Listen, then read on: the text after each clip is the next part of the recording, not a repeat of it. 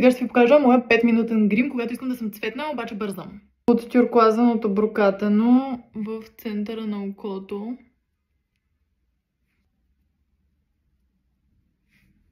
Равномерно ли е? С другата страна на четката. От едно леко розовеещо. Бляскаво. Е така. Перфектно. Е такава четка, разпухена, друга палитра. Взимаме това коралово, след това розово. Леко духваме, да не е твърде пигментирано. И сега е така правим.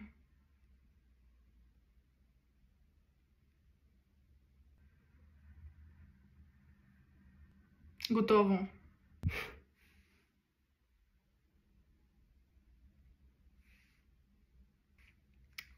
Това беше. Руж е този.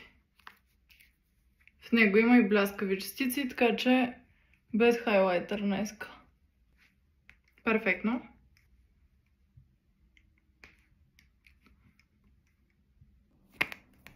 Пропуснах да снимам. Сложих вазелин за устни. Хидратация. Спирала. Тази или която и да е друга. И молив за устни. Чудя се, обаче май този. Оставила тинта, не съм го затворила. Срамота. И това е моя скорострелен грим за по-малко от 5 минути. Ето я и цялостната ми визия най-вероятно няма да ви хареса. Но аз много исках да сложа този шал и много мислех, че си отива с тая пола. И да, за да не става твърде цветно, просто бяла тениска, която даже е наобратно между другото.